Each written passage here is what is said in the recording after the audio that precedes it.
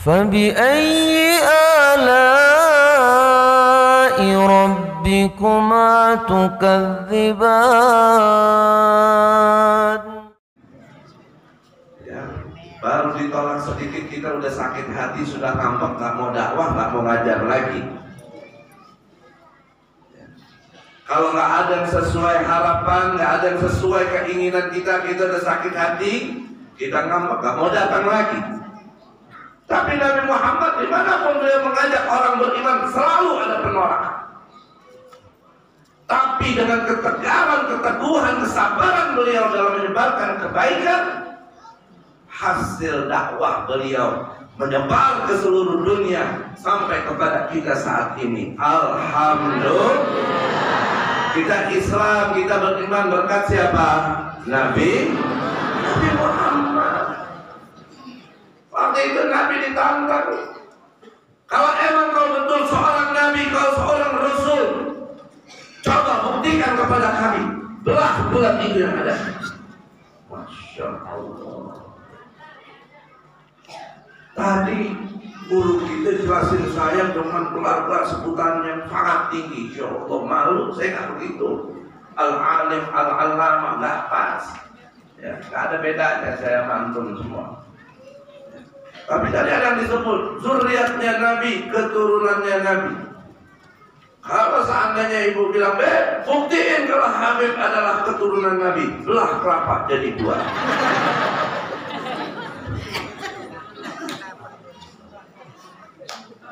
Saya bingung juga itu tantangan.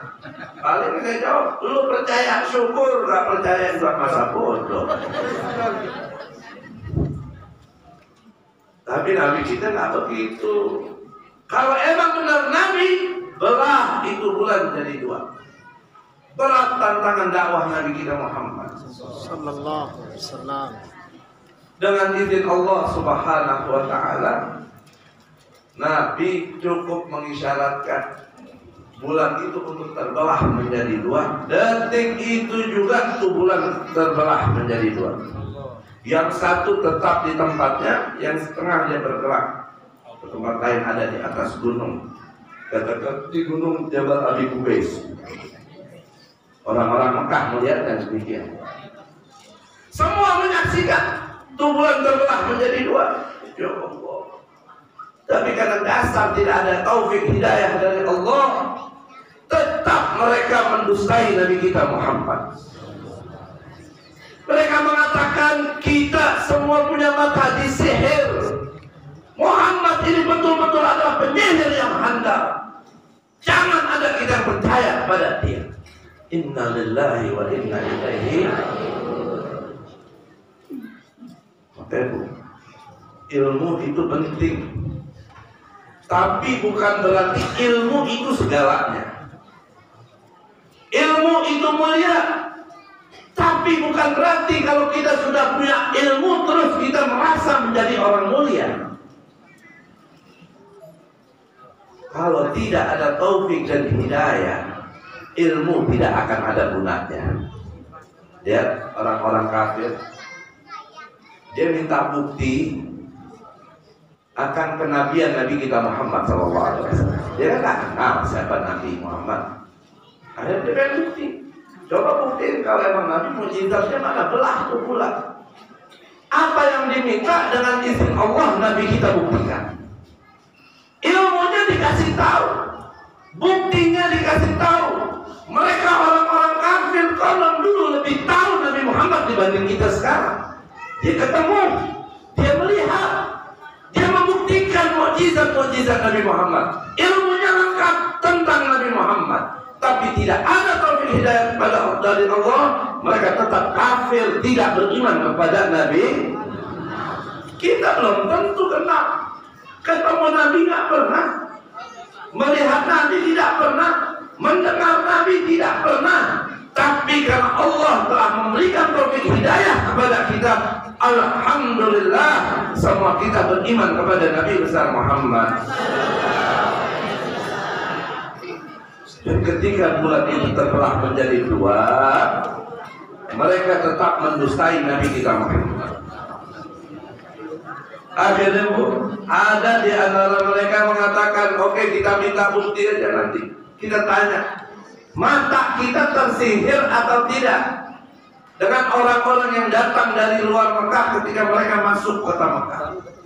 Selang berapa waktu, selang berapa hari, ada rombongan dari luar masuk ke kota Mekah. Akhirnya mereka menanyakan, apakah kalian melihat pada malam-malam lalu bulan di langit itu terbelah menjadi dua? Kenapa dia butuh menanyakan kepada orang yang di luar Mekah? Karena yang namanya sihir, kekuatan sihir tetap aja ada batasnya. Dia pikir Nabi Muhammad menyihir mata orang yang di Mekah. Yang di luar Mekah pasti gak kena dengan tipu daya sihirnya. Akhirnya ketika ada orang rombongan dari Mekah ditanya, semuanya mengatakan di malam itu menyaksikan peristiwa fenomena alam yang tidak pernah terjadi lagi. Bulan terbelah menjadi dua. Sallu ala Nabi Muhammad. Allahumma salli wa barik alaihi. Kata dia, ya kita menyaksikan bulan itu terbelah menjadi dua.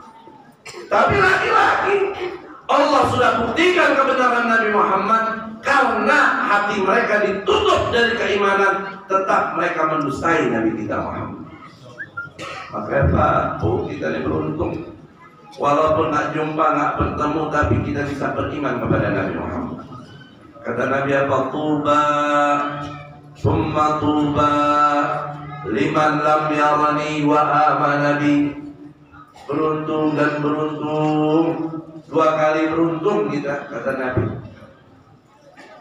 Orang-orang yang tidak pernah memandangku, melihatku, bertemu dengan aku, tapi dia beriman kepadaku. Alhamdulillah. Jaga nikmat iman ini, jaga akidah kita. Jangan kita relakan, jangan kita tukar dengan apapun, apalagi dengan harta duniawi yang hina. Ya, banyak orang sekarang menggadaikan iman akidahnya hanya kepentingan jabatan, ya, kepentingan dunia, untuk memenuhi hasrat dan hawa nafsunya. Bahaya. Nabi udah gambarkan kepada kita, fa inna baina yaday sa'ah fitanan kasyiqa'il lailil mudlim. Sungguhnya nanti kalau udah dekat dengan kiamat, itu akan banyak fitnah berdatangan laksana malam yang gelap gulita. Malam gelap gulita berarti mata kita melihat tapi nggak bisa melihat apa-apa. Kalau sudah gelap gulita, kita nggak bisa bedakan mana yang putih, mana yang hitam, mana yang merah, mana yang baik, mana yang buruk, mana yang ibadah, mana yang maksiat, mana yang ma'ruf, mana yang munkar. Semua akan jadi samar kepada kita semua. Keadaan akhir zaman demikian. Dan gejala demikian udah kita rasa di zaman kita sekarang. Ya. Apalagi kita lihat sekarang di zaman medsos dunia maya, ya, tiap hari terjadi perbedaan pendapat, perdebatan, permusuhan dan lain sebagainya. Nggak ada selesai-selesainya. Yang satu ini bilang baik, yang ini bilang buruk. Bahkan antara ulama, antara kiai, antara asatidzah, ya, saling bermusuhan, saling penghujat, sehingga umatnya bingung, ini mana yang benar, mana yang salah, harusnya seperti apa. Ini fitnah, masuk kategori fitnah akhir zaman. Apalagi sekarang kita udah masuk ke tahun politik 2024, kita akan mengadakan lagi pesta demokrasi di negeri kita tercinta. Mudah-mudahan berjalan dengan aman, adil, jujur, dan bisa membawa berkah buat Indonesia. Amin. Tapi kan udah menjadi musiman, kalau udah dekat-dekat tahun politik begini, banyak tuh orang yang mendadak menjadi soleh. Banyak orang yang mendadak menjadi baik. Ya kita mah husnuzon aja, mudah-mudahan baik terus. Cuma yang udah-udah, ya baiknya sampai waktunya selesai itu aja. Makanya kan ada ungkapan begini Bu, pilkada sama pilkada bedanya tipis. Apa bedanya? Kalau pilkada sudah jadi lupa. Kalau pilkada kalau lupa jadi.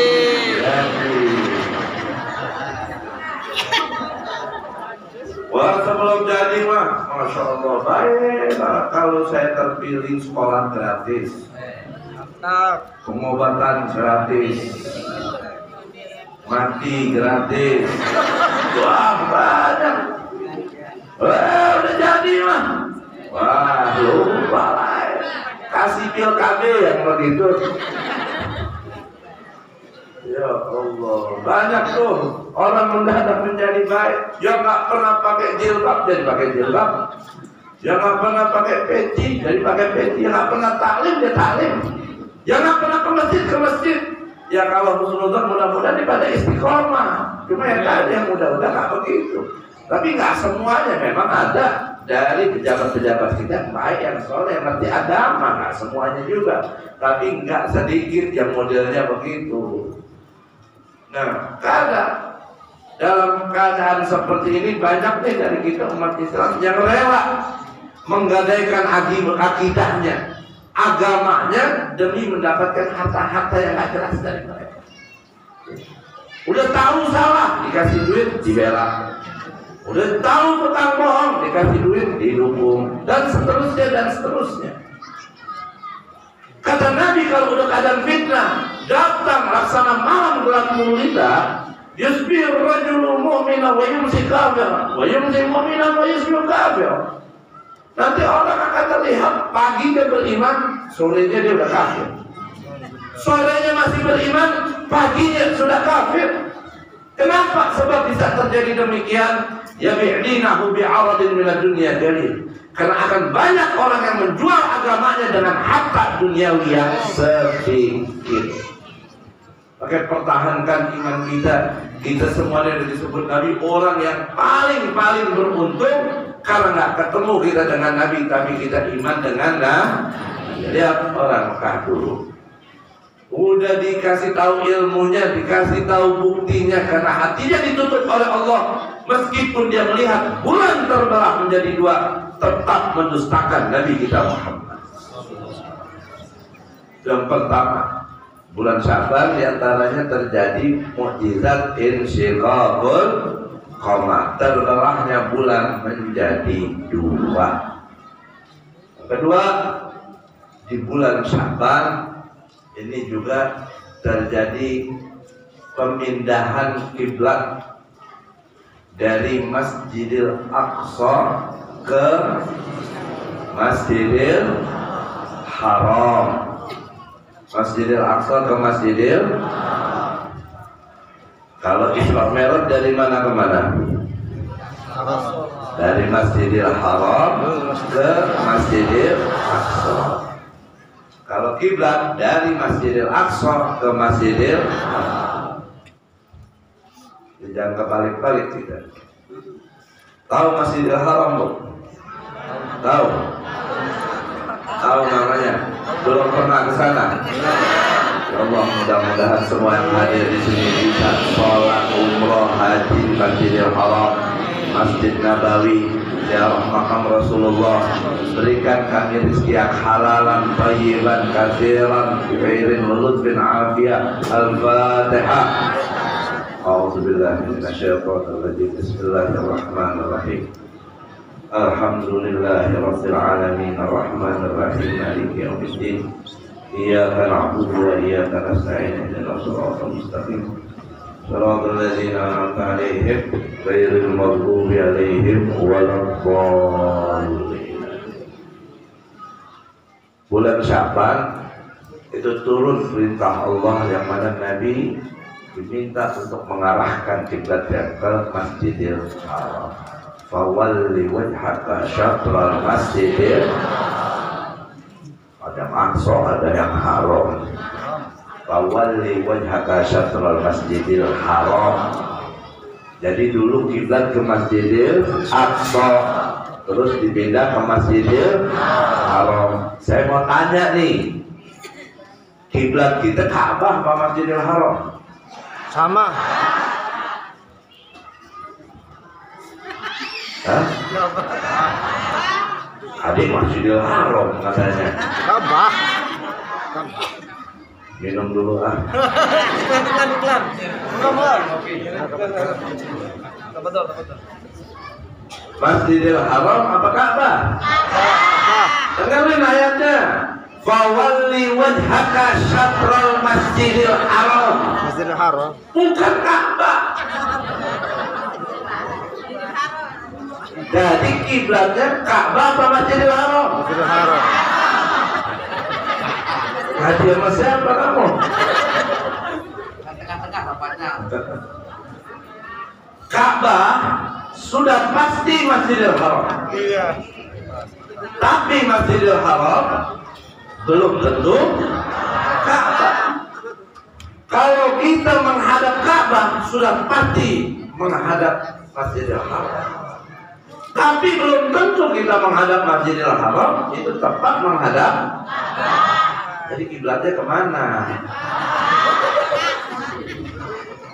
Pak, Bu, di dalam Al-Quran, ini ngaji ya.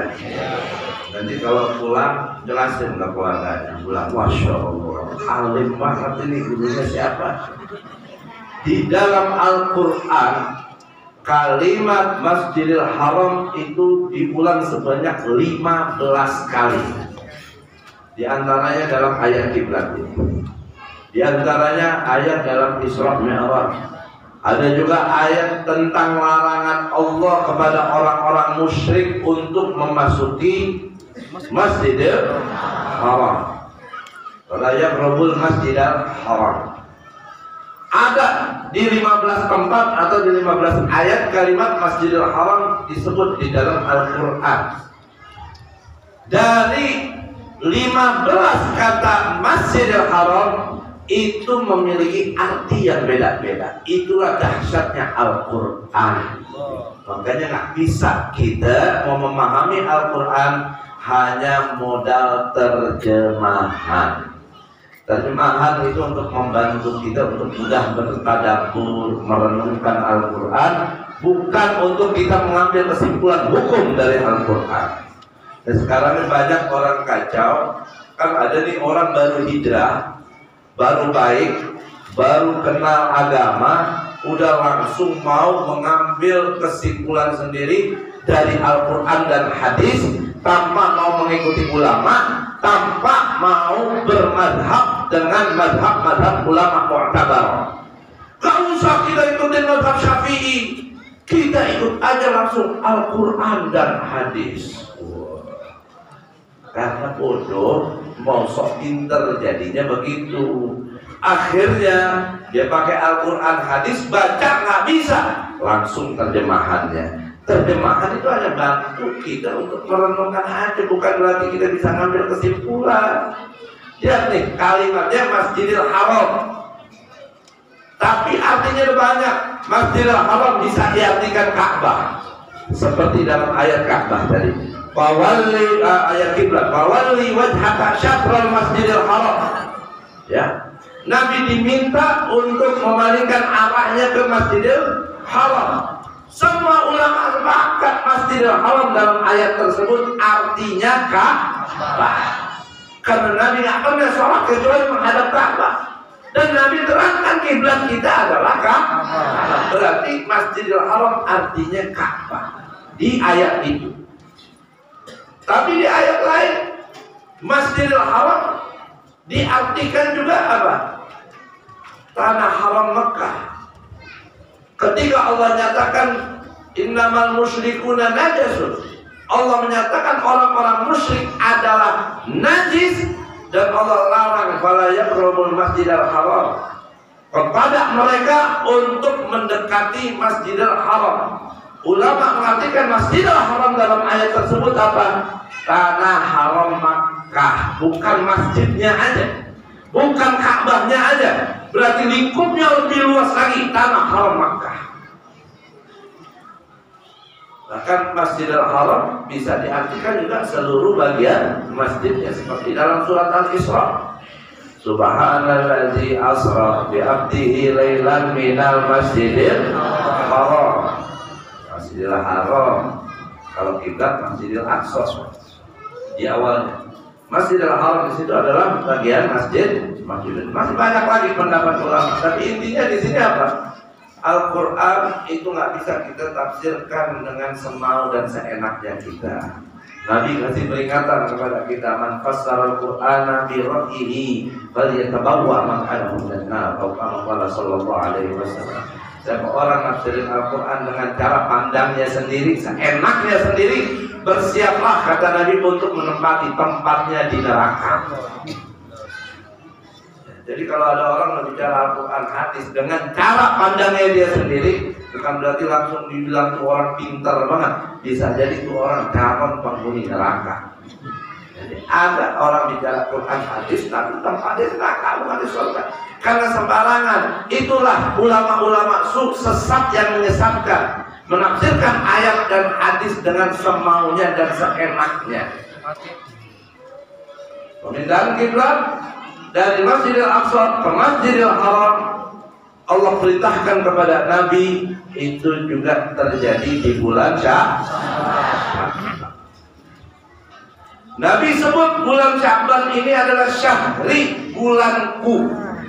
Maka kata ulama apa? Karena ini bulannya Nabi Muhammad, maka di antara ibadah amal baik yang harus kita tingkatkan di bulan Sya'ban ini adalah memperbanyak sholawat kepada Nabi Muhammad. Jadi kalau ibu tanya, Habib, baca apa yang baik di bulan Sya'ban? Semua zikir kita amalkan, amal baik kita amalkan. Dari semua macam zikir, yang harus kita tingkatkan lebihkan dari yang lain adalah sholawatnya. Seperti kemarin Rajab kita perbanyak istighfarnya. Ya. Bulan Sya'ban sholawatnya. Bukan berarti kita sholawat aja, bukan berarti sholawat di bulan Sya'ban aja. Itu amal yang kita amalkan tiap hari, tiap waktu, tiap bulan. Cuma di waktu-waktu tertentu harus ada kita tingkatkan dari yang lain. Kenapa ini disebut bulan Nabi dan di bulan disebut bulan sholawat? Karena Allah turunkan di bulan Sya'ban firman-Nya kepada Nabi kita Muhammad sallallahu alaihi wasallam, innallaha wa malaikatahu yusalluna 'alan nabi ya ayyuhalladzina amanu sallu 'alaihi wa sallimu. Ayat itu perintah Allah kepada kita orang beriman untuk sholawat.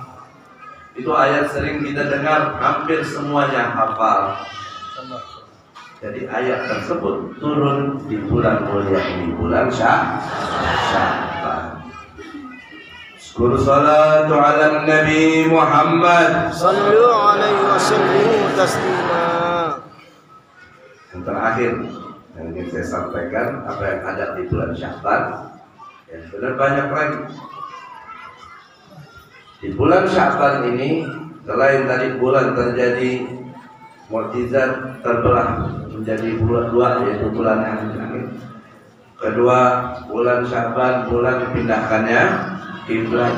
Ketiga, bulan Sya'ban, bulan turunnya ayat shalawat. Yang keempat, di bulan Sya'ban juga ada apa? Ada Lailatul Nisfi min Sya'ban, malam nisfu Sya'ban. Yang Nabi katakan di malam nisfu Sya'ban Allah akan melihat, merahmati dan mengampuni semua dosa-dosa orang Islam. Alhamdulillah. Kecuali, kata Nabi, ada kecualinya. Jadi malam nisfu Sya'ban dosa-dosa orang Islam akan diampuni oleh Allah. Kecuali ada musyahid disebut sama Nabi, ada mudminul khamrin disebut sama Nabi, ada qati'ur rahim disebut sama Nabi. Ada beberapa golongan yang tidak mendapat ampunan khusus dari Allah di malam nisfu Sya'ban. Malam nisfu Sya'ban itu malam 15 Sya'ban. Itu Allah bakal ampunin dosa-dosa kita semua. Asal kita gak masuk kategori yang terhalang dari maghfirah itu. Siapa di antaranya? Musyahid, orang yang saling mendengki, menyimpan kebencian kepada saudaranya sesama muslim, dan qati'ur rahim, dan orang yang memutus silaturahim. Jangan ada Bapak Ibu sekalian di antara kita yang memutus silaturahmi. Yang namanya hidup di dunia, problema, masalah ya pasti ada saja. Kan kemungkinannya cuma dua, kita benar atau kita yang salah. Kalau kita salah, kita minta maaf. Kalau kita di posisi yang benar, kita memaafkan. Atau nggak salah untuk menyambung silaturahmi, meskipun benar, kita minta maaf demi terjalinnya silaturahmi. Kadang gara-gara sepele, ya kita mutus silaturahmi. Apa kata Nabi? Qati'ur rahim mal'unun walau mata fi jawfil Ka'bah. Orang yang mutus silaturahmi dilaknat oleh Allah walaupun dia mati di tengah-tengah Ka'bah. Jangan dianggap sepele. Inna rahmata la tanzilu ala qaumin fihi qati'ur rahim. Sungguhnya rahmat itu nggak turun pada satu kaum yang di dalamnya ada memutus silaturahmi. Jangan ada di antara kita yang memutus silaturahmi. Apabila ada, yuk kita sambung, kita rajut lagi silaturahmi kita. Apa yang berlalu kita lupakan. Yuk kita saling memaafkan. Kita mau masuk bulan suci Ramadan, biar hati kita semua suci, tidak dalam memutus silaturahmi atau penuh kebencian sesama saudara kita umat Islam, sama muslim. Qati'ur rahim, orang yang mutus silaturahmi di nisfu Sya'ban, Allah nggak bakal pandang dengan rahmatnya. Allah nggak ampuni. Amin. Juga di antaranya Qati'ur rahim, kemudian al-aqli walidain, orang atau anak yang durhaka kepada kedua orang tuanya. Bapak Ibu sekalian, ketika kita dengar anak durhaka, jangan langsung pikirannya mikirin anaknya aja, ya. Karena kadang kalau kita bicara bakti kepada kedua orang tua, durhaka kepada kedua orang tua, seakan dua hal itu hanya bisa terjadi kepada anak kita sekarang, karena kita udah menjadi orang. Jangan itu, ingat. Meskipun sekarang kita sudah jadi bapak, kita sudah jadi ibu, kita sudah jadi kakek, kita sudah jadi nenek, tetap kita adalah anak dari kedua orang tua kita. Jadi bukan hanya anak kita yang bisa berbakti dan durhaka, kita pun yang udah jadi orang tua pun bisa tetap menjadi anak yang bakti dan durhaka. Jadi jangan kita kalau sekarang udah jadi orang tua, kita nggak bisa lagi dicap sebagai anak yang durhaka. Berapa banyak orang tua yang sudah menjadi bapak atau ibu, dia sendiri durhaka kepada orang tuanya. Ya. Apalagi kalau orang tuanya sudah meninggal. Oh dulu waktu orang tua saya masih hidup, saya durhaka. Sekarang orang tua saya sudah mati, berarti saya udah nggak durhaka lagi. Siapa bilang? Udah tobat belum? Udah minta ampun belum pada Allah? Udah minta maaf ridho belum sama orang tuanya? Jadi jangan dikira kalau orang tua masih hidup durhaka kita kepada dia, dia mati itu status terhenti. Enggak, belum. Kecuali kalau kita taubat nasuha, dosa akan diampuni oleh Allah. Tapi kalau kita hanya beranggapan bapak ibu udah mati berarti udah selesai, nah. Maka jangan berpikir bakti durhaka itu buat anak doang. Ya, kita ini biar jadi orang tua masih bisa dicap sebagai anak durhaka. Oke, na'udzubillah, jangan sampai kita jadi anak yang durhaka. Banyak kan anak yang durhaka, Bu? Banyak. Sampai Nabi bilang di antara tandanya kiamat apa? Antalidal amatu rabbataha. Akan banyak nanti perempuan melahirkan anak yang seakan dia tuannya sendiri, majikannya sendiri. Itu bahasa kiasan dari Nabi, sebagaimana diartikan daripada sebagian ulama hadis. Jadi akan banyak anak terlahir di akhir zaman, yang mana tuh anak ketika dia sudah dididik, dibesarkan jadi anak yang sukses, dia durhaka kepada orang tua dijadikan seperti pembantunya atau babunya atau budaknya. Siapa nggak sekarang ada? Banyak ya? Betapa banyaknya sekarang anak durhaka memandang orang tua seperti pembantunya dan hutangnya. Gak ada adab, tidak ada akhlak. Na'udzubillah min. Pengen punya anak soleh, Bu? Jadilah kita dulu nih, jadilah kita anak yang soleh. Ya, kalau mau punya anak berbakti, mulai dari diri kita, baktilah kepada orang tua. Siapa yang berbakti kepada orang tua, Allah anugerahkan dia anak yang berbakti kepada dirinya. Doain orang tua walaupun sudah meninggal dunia. Amin. Baca Rabbighfirli wa liwalidayya warhamhuma kama rabbayani. Itu doa anak atau doa anak-anak? Doa kita semua. Doa anak apa doa anak-anak? Doa kita semua. Doa Kalau kita bilang doa anak-anak, berarti yang baca doa itu anak-anak aja. Kalau kita semua nggak usah.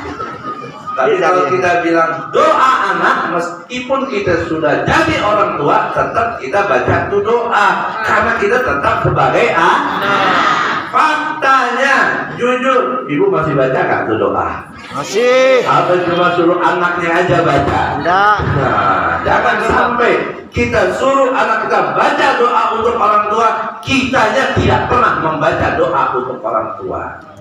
Ya, jadi meskipun kita orang tua, baca itu doa. Itu salah satu cara kita bakti. Amin. Dan masih banyak lagi tuh golongan-golongan yang tidak mendapat ampunan khusus di malam nisfu Sya'ban. Itu dua saya sebut, itu karena itu diantara yang paling banyak terjadi di zaman kita. Nah, di malam nisfu Sya'ban kita dianjurkan untuk ihya'ul lailiha. Kita menghidupkan malamnya dengan ibadah. Minimal habis maghrib cuma kumpul di masjid, baca Yasin 3 kali, diniatkan dengan niat-niat yang baik. Ya, itu amalan dari orang-orang soleh dulu. Kalau mau nyari dalilnya, hadisnya secara spesifik mengamalkan itu kagak ada. Tapi dalil umumnya kita diperintahkan untuk menghidupkan malam dengan ibadah. Dari ibadah kita nggak hidupkan, sama sekali bingung mau ibadah apa, ulama pilihkan kita zikir, ibadah-ibadah yang utama untuk kita lakukan, kita baca di malam nisfu Sya'ban. Maka kita dituntut tuh baca Yasin 3 kali. Sini begitu kan? Sama. Yasin pertama, panjang umur dalam taat ibadah kepada Allah.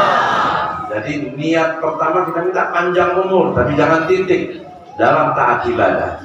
Kalau panjang umur dalam maksiat percuma. Niat yang kedua, niatkan agar dijaga dari segala penyakit, dari segala petaka, dari segala musibah, dan sa'atul rizq. Minta biar rezekinya diluangkan, dilapangkan oleh Allah.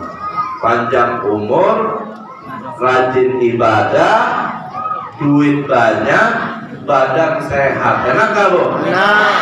Alhamdulillah. Tapi belum selesai. Yang ketiga kita niatkan ghinal ghaul wa husnul khatimah. Minta juga agar dikayakan hati dan agar dimatikan dalam keadaan husnul sempurna. Kalau semua diijabah oleh Allah, nikmat kita dunia akhirat. Panjang umur, rajin ibadah, sehat afiat, duit banyak, hati kaya, mati dalam iman dan Islam husnul. Itu dibaca nanti niat-niat itu di awal Yasin, di malam nisfu Sya'ban. Kita ikut aja arahan daripada guru-guru kita, insya Allah semua doa kita dijabah oleh Allah Subhanahu wa ta'ala. Amin ya rabbal alamin. Baik, kita minta kepada Allah di majelis yang mulia ini, di waktu ijabah ini, mudah-mudahan semua dosa kita, kedua orang tua kita, dan semua orang yang kita cintai diampuni oleh Allah Subhanahu wa ta'ala.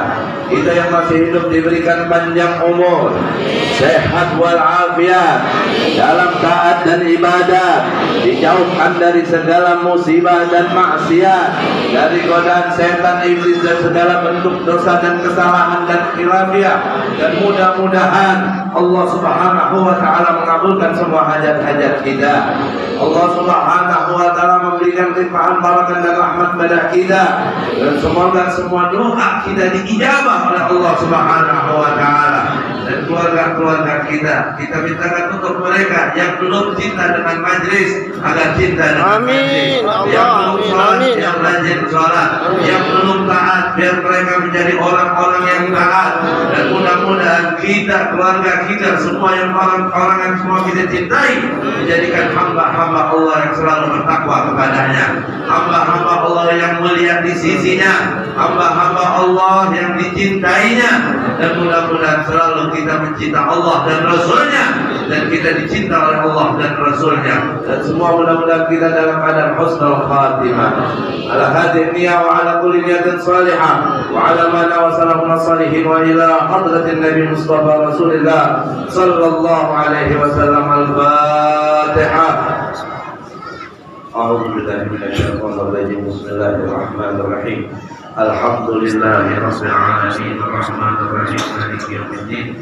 Iyyaka na'budu wa iyyaka nasta'in, ihdinas siratal mustaqim, siratal ladzina an'amta 'alaihim ghairil maghdubi 'alaihim waladdallin.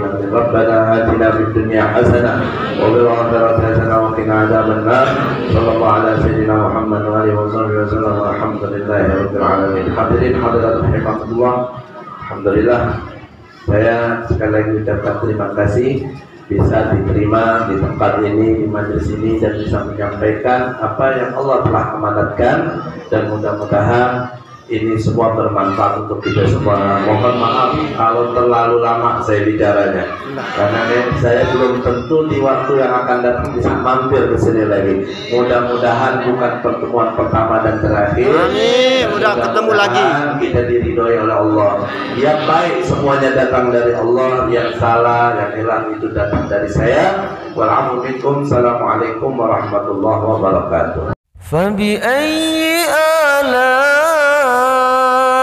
ربكما تكذبان